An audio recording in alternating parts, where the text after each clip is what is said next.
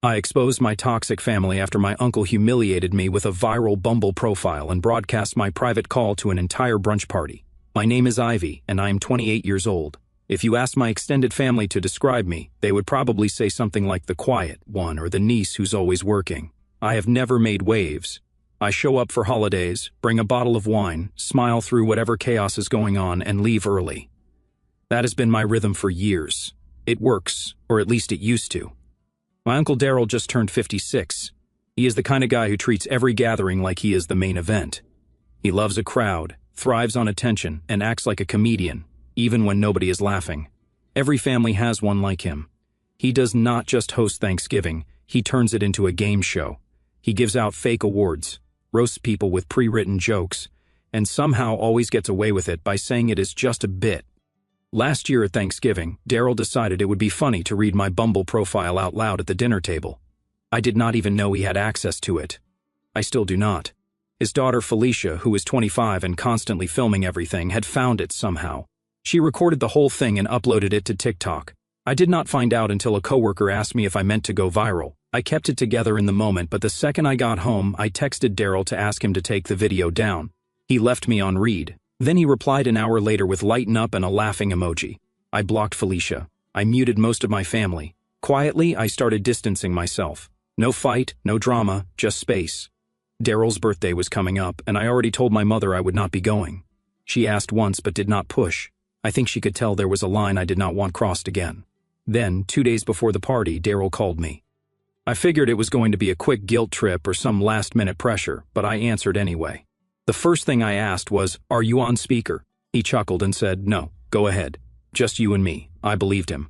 So I told him calmly and directly why I would not be attending. I said I did not appreciate being made fun of last year or that I felt humiliated, and not just because of the dinner. That video had nearly gotten me pulled into a formal HR conversation at work because it got back to a client. I told him I did not want to be in an environment where people do not respect boundaries. I got halfway through the sentence when I heard a second voice, then laughter. Then someone clinking a glass and shouting, "Tell her she's dramatic."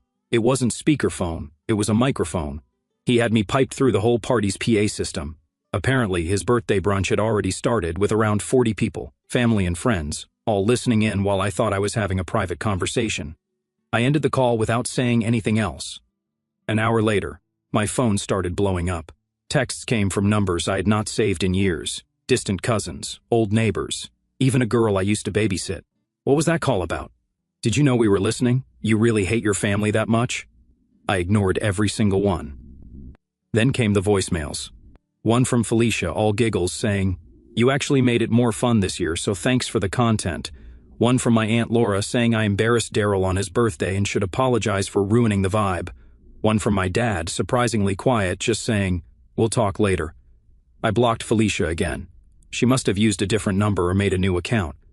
I did not respond to anyone else, not because I did not have anything to say, but because I did not want to be baited into a circus. I knew if I said one word, it would be screenshotted and passed around. I would become the entertainment again. 2 days later, someone from work mentioned the call. That is when I realized someone at the party had recorded the entire thing and shared it, not on TikTok this time, but on Facebook, and tagged me. The video was just audio with someone filming the brunch crowd laughing. You could hear my voice clearly, you could hear me trying to speak calmly. You could hear people mocking me while I was mid-sentence. They titled it, "Ivy Goes Off," like I had screamed or ranted or something. I emailed the person who uploaded it and asked them to remove it. No response. I reported it, but it was still up. So I did something I had never done before. I decided to stop being quiet, but not with them. They had already proved they would never listen to me unless it was on speaker at a party with drinks in their hands and phones recording. So I took a different route. And that is where all of this started unraveling. If they thought a call ruined a birthday brunch, they had no idea what was coming next. After I ended the call, my phone buzzed non-stop. Most of the messages were from cousins I had not seen since I was a teenager. One cousin asked if I had finally snapped. Another said I was making something small into a big drama, and a third just sent a popcorn emoji. My Aunt Rachel sent a long paragraph about how I ruined Daryl's special day, and how there are better ways to handle family issues than public tantrums. I blocked her and deleted her number. A few messages stood out. Maddie, a childhood friend who had been to enough of our family events to know how things usually went, sent a one-liner, "You really said what we all were thinking." Respect. That was the only message I read twice. Later that night, a cousin I barely knew messaged me to say some people left the brunch early. Apparently, the moment I started talking, a few guests looked uncomfortable, and when it became clear I was unaware I was being broadcasted, people started shifting around. One of the neighbors left halfway through and did not even stay for cake. Another family friend told Felicia she was disappointed in her for laughing during the call. I was not there, but the ripple effect was obvious. My mother called that evening. She did not scold me. She asked if I was okay. Then she told me Daryl was furious, not just at me, but at how people were still talking about the call 3 days later. At the grocery store, at the gym, even a coworker mentioned it during a morning meeting. She said he had not expected people to side with me. I did not say much. I thanked her for checking in, and she did not push. That night, my dad called. He is Daryl's older brother and usually the one who tries to keep things civil in the family. He sounded tired. He said he wished I had warned him something like this was coming, especially since he was sitting at the table when it happened. I told him I did not plan anything. Daryl put me on speaker. He made it public, not me. There was a long pause after that. Then he told me my grandmother wanted to talk. I said, no, not now. I need time. He did not argue. Felicia tried reaching out the next morning. She texted, "Guess you're the main character this week," followed by a winking emoji, then, "It's just banter. Don't be mad." I did not reply. I muted her number and archived the thread. At 11:53 p.m. that night, Daryl sent me a message. "I was trying to make peace with you. I wanted to show the family we were cool again. You blew it." I stared at the screen for a while. Then I typed, "You blew it when you didn't listen after I asked to not be on speaker." I hit send.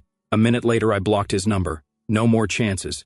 The next day, my manager pulled me aside at work. We had a good relationship. So when she asked if I had a moment to talk privately, I did not panic. We went into a conference room. She said HR had flagged a message that came through the general inbox. Someone had forwarded a video of the brunch speakerphone call, not the TikTok, but a screen recording from someone's phone. They added a note. "Is this one of your employees? She might be leaking family business for attention." My manager said HR was obligated to review it, but she personally shut it down. She told them it was clearly a private matter. "You're not in trouble," she said. "But your family's mess is too loud." She suggested I set some privacy boundaries. "Whatever's going on, keep it out of sight. People are nosy." I went home, closed the curtains, and did not turn on any lights, just the glow of my laptop. I opened a blank spreadsheet and titled it "People Who No Longer Deserve My Silence." I typed the first name in bold, Daryl. Then, under that, Felicia, then Rachel. I did not stop there. I added names I had not even thought about in months. People who stood by, laughed, forwarded clips, or reached out only to stir the pot. I organized them into columns: name, relationship, last incident, action taken, notes. It felt clinical, efficient, like I was sorting data. Because that is what it was now: patterns, reactions, consequences. The next day I submitted a request at work to change my phone number on file and asked to remove my personal email from the company Slack.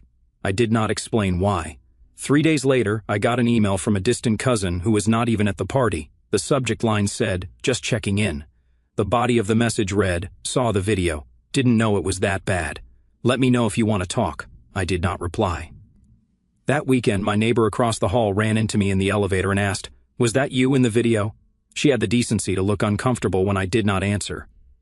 By Monday, I had deleted every family contact from my phone except my parents.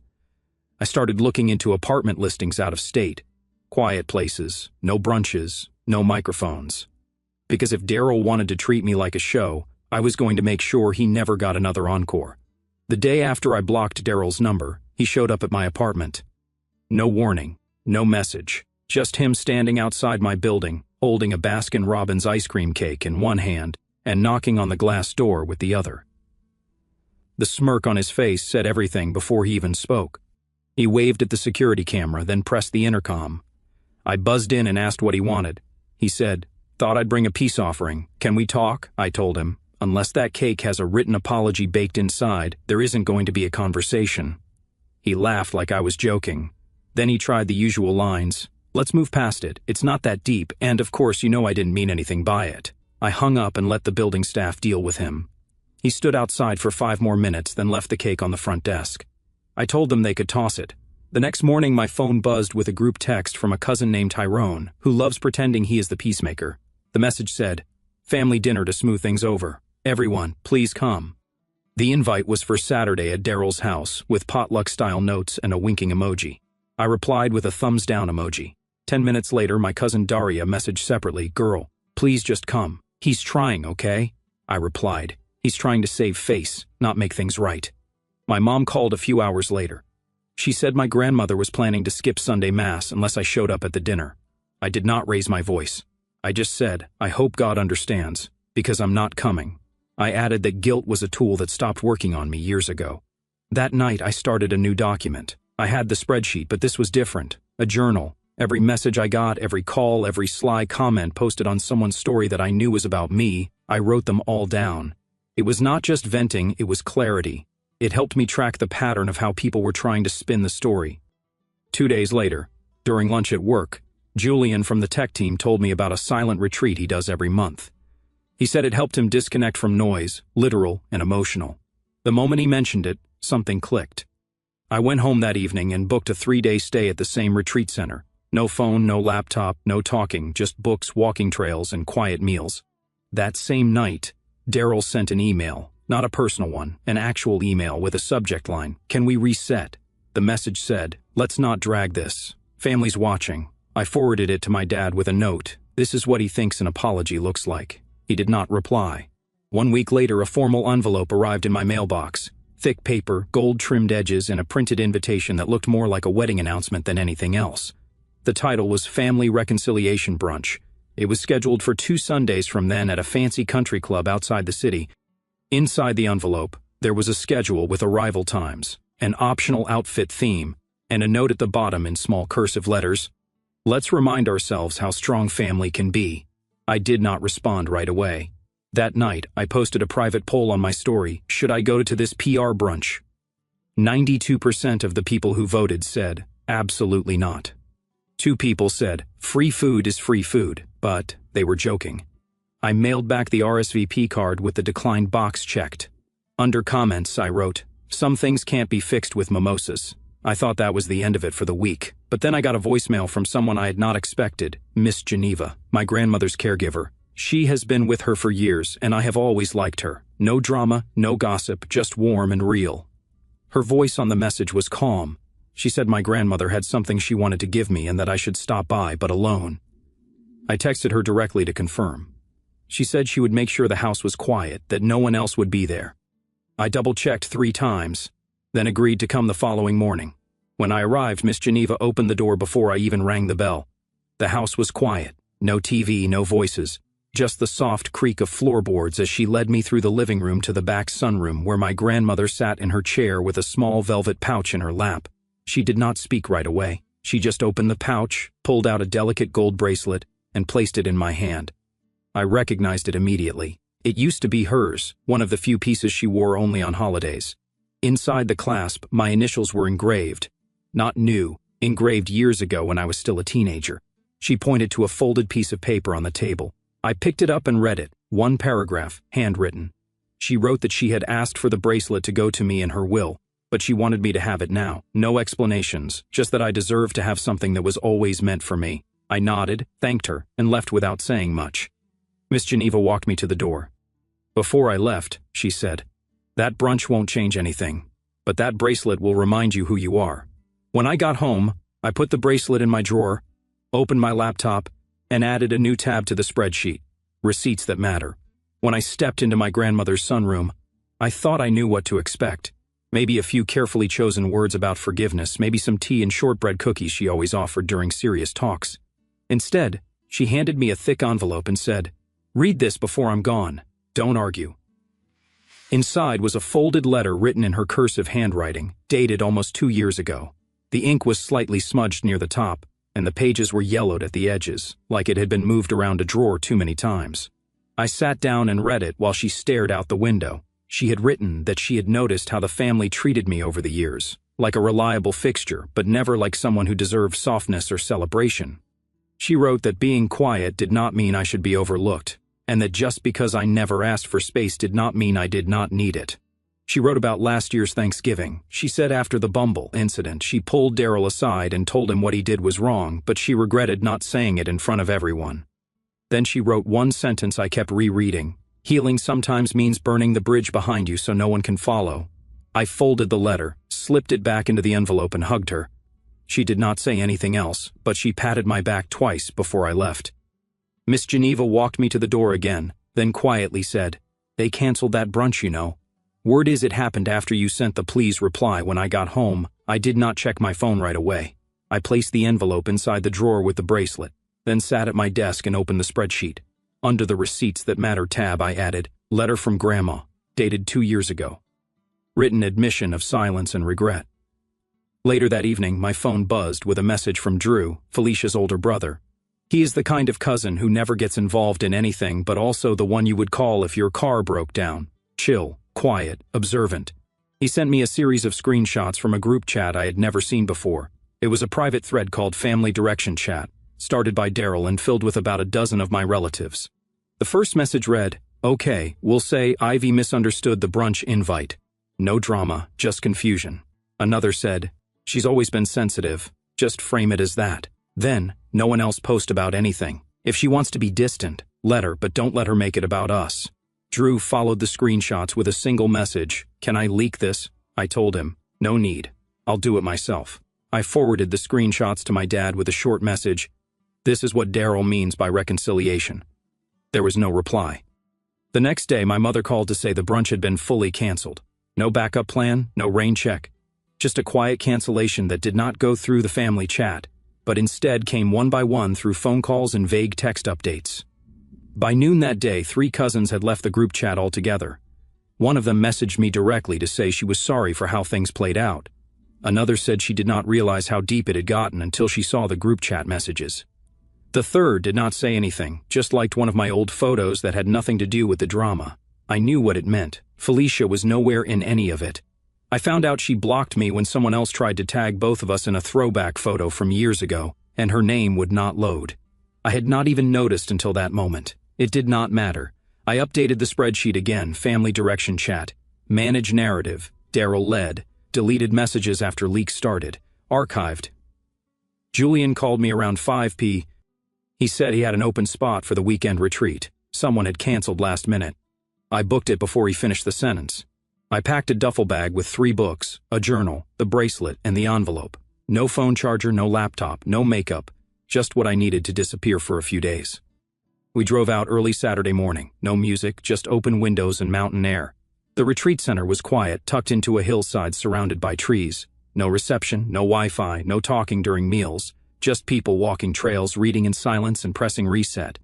I spent 3 days away from everything. When I came back, I had 15 missed calls and 42 unread messages. I did not open a single one. Instead, I sat down, opened the spreadsheet, and started a new tab, Next Steps, because this was not just about boundaries anymore. It was about making sure Daryl's performances had no stage left. When I came back from the silent retreat, I turned on my phone and let it load without touching anything. 38 unread texts, 12 missed calls, 1 voicemail from my mother that started with, "You've gone too far," and ended with a sigh long enough to stretch across the city. I did not respond. I sat at my desk, opened the Next Steps tab on the spreadsheet, and started documenting everything again. The voicemail made more sense later that evening. Word about the leaked group chat had spread faster than I expected. Apparently, Daryl spent the weekend making calls to do damage control with extended relatives who were supposed to attend his next dinner party. My second cousin, Aria, who I have not spoken to in maybe 6 years, called my mom directly and said she would not be coming. No explanation, just a flat-out no. That was enough. Daryl, in true Daryl fashion, went on a long call with some relatives and told them he forgave me, but that I had crossed the line and disrespected the family. My mother mentioned it later, not taking sides, just relaying facts. I only said one thing: forgiveness doesn't count when it's condescending. Then I logged out of every family thread I had not already exited. That same afternoon, I got a surprise email. The sender ran a mid-size family drama podcast. The subject line, opportunity to respond before the episode airs. The body of the message asked if I wanted to share my side of the story before they dropped an episode about modern family betrayal, featuring my cousin Felicia as a guest. I did not know whether to laugh or scream. I had not spoken to Felicia since she blocked me, and now she was using our family drama to push herself into a podcast feature. I did not respond. Instead, I requested a full transcript and any audio clips involving my name. It turns out Felicia had submitted the original TikTok video, the birthday brunch recording, and, this was the worst part, edited screenshots from our private messages to enhance the timeline. She presented it as a cautionary tale about what happens when one relative poisons the well. Her voice was in the teaser clip. So was mine, taken straight from that brunch speakerphone call. I contacted the podcast's legal team with a formal cease and desist. I cited unauthorized use of my voice and real name, and included a folder of digital receipts, the full unedited versions of our messages, proof that I had never agreed to be involved, and a record of Felicia's previous post-takedown refusals. Within 12 hours, the podcast team responded. They were apologetic, pulled the episode, and removed the teaser from all platforms. They assured me it would not air or be mentioned again. Just after midnight, Daryl emailed me again. No jokes this time, no passive-aggressive fake apologies, just a cold message with bullet points. The subject line, "You've made your point." The body listed everything I had cost the family, embarrassment, dinner cancellations, strained relationships, and his own reputation within our community. He said I had weaponized technology to create division, even though he was the one unraveling in public and snapping at neighbors about family jokes. He mentioned the canceled brunch, the retreat, the podcast takedown, and the fact that certain family members were now hesitant to host anything with our last name attached. The last line, "You'll regret this. You've made enemies out of your own blood." I replied with 2 words, "Try me." The next morning, my landlord knocked on my door. He held a printed letter. Someone had sent an anonymous complaint to the building manager, claiming I was operating a digital media business from my apartment in violation of residential zoning laws. The letter had no return address. It accused me of unauthorized, commercial content production, listed specific times, and referenced recorded materials being distributed across the internet. The only people who would know those timeframes, my family. I told my landlord the truth. I said I was a full-time analyst and had never recorded a single thing from inside the apartment. I showed him my employee badge, my work logs, and even gave him a tour of the unit to show there was no equipment, no setup, not even a ring light. He believed me, said he figured it was nonsense, but had to check to cover protocol. I added another entry to the Receipts That Matter tab, anonymous zoning complaint filed to building management, suspected retaliation. Timeline overlaps Daryl's email thread. At lunch, I called Julian.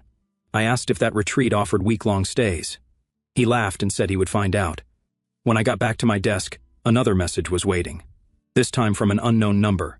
No name, just one sentence, "You should learn when to quit." I forwarded it to my lawyer.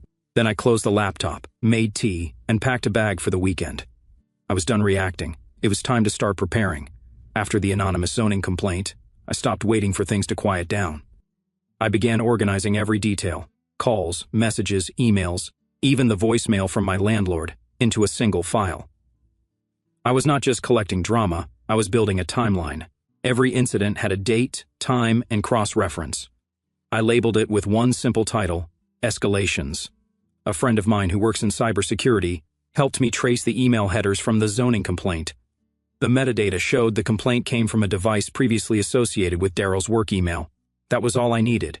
I did not have to report him directly. I just forwarded the documentation, anonymized, from a burner address to a former colleague of his who had quietly mentioned once that his company had a zero-tolerance policy for harassment on or off the clock. I left no commentary, just attachments in chronological order. 3 days later, I got a text from an unknown number, "You went nuclear." I replied, "I aimed for precision."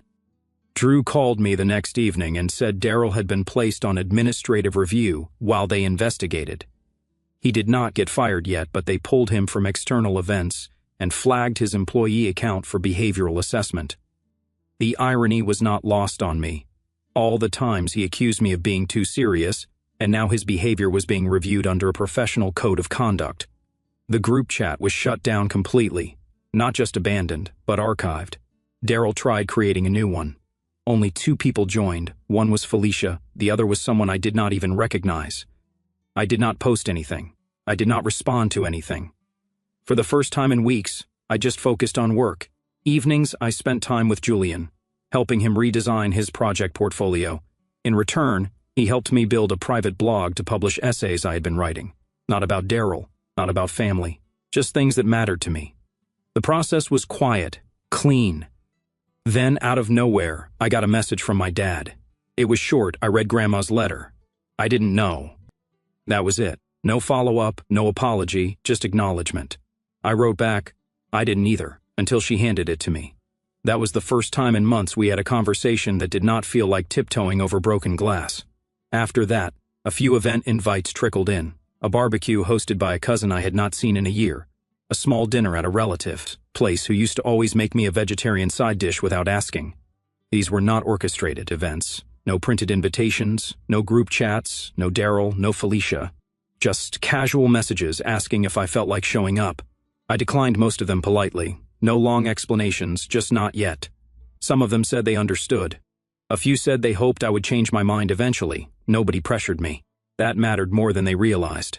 One night, Julian mentioned a private group he was part of. A small discussion circle that met online twice a month to talk about boundaries, family tension, and processing conflict in healthy ways. He asked if I wanted to try attending a session. I said yes. It was not therapy. It was not a place to rant. It was a space where people listened without waiting to respond. During the second session, we were asked to write one paragraph about something we had learned the hard way, then read it out loud if we wanted to. I wrote something simple. Sometimes a boundary looks like distance. Other times, it sounds like silence, and sometimes it's just hanging up without explaining why. The group leader asked if he could read my piece anonymously on a podcast he hosted for the community. I said sure.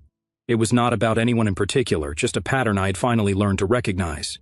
The episode aired the following Monday. He read my paragraph at the very end. Then he added his own closing line. Sometimes a boundary sounds like silence. Other times it sounds like a click and a dial tone. That quote stayed with me.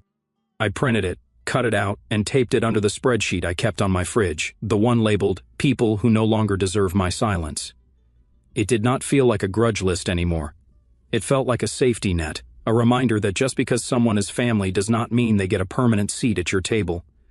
Later that week, Julian and I took a walk through the city and passed a restaurant where Daryl once roasted me over dinner for never being spontaneous. I pointed it out in silence. We kept walking. Nothing needed to be said.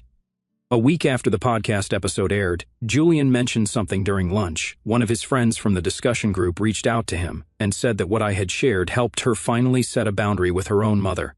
She had been holding on to guilt for years, thinking that silence was love. That message changed something. I had not just been dealing with my own mess. I had unknowingly stepped into a pattern that stretched beyond just our family.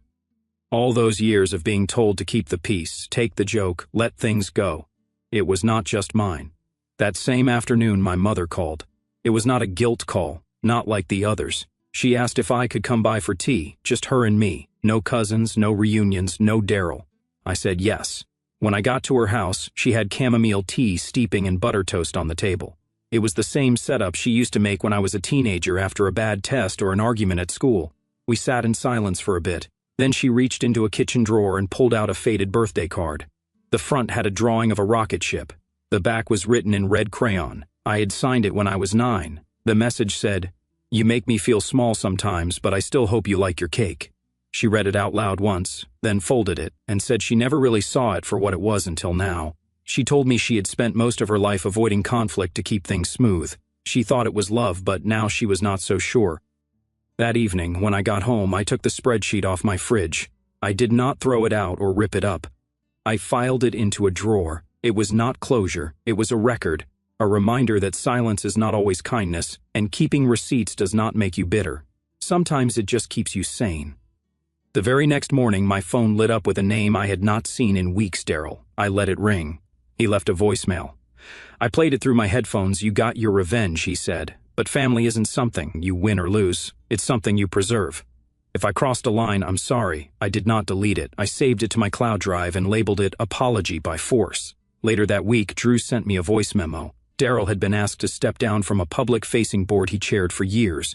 It was not just because of me. Several coworkers had quietly submitted complaints after realizing they were not alone. I guess all it took was someone lighting a match first. Felicia, not to be left out, left a dramatic voicemail on a cousin's phone. She rambled about the family legacy and how we were all letting outsiders pollute the bond. The cousin forwarded it to Drew. Drew sent it to me. Nobody replied to her. The silence around her voicemail said more than any argument could. Meanwhile, Julian and I launched our blog. We kept it anonymous. No photos, no names, just quiet entries about boundaries, power, discomfort, and family. We did not try to make it viral. It was not that kind of project. It was something we both needed to exist, a place where words had room to breathe. One night, I came home to find a small package at my door. It was from Miss Geneva. Inside was a framed piece of needlepoint embroidery. At the bottom of the frame, she had taped a small card that read, "This is the last one she worked on before her hands got too weak." The stitched words read, "Don't shrink to fit places you've outgrown." I hung it above my desk. It did not make me emotional. It made me steady. Every time I looked at it, I remembered the quiet girl who used to whisper warnings into phones, and the woman who finally answered her own voice when it got loud enough. That same week, I forwarded Daryl's final voicemail to my own email and saved the file under a folder titled Closure. Then I deleted the contact from my phone. There was no final message, no announcement, just a tap on the screen, the click of a contact disappearing into digital dust. That was it.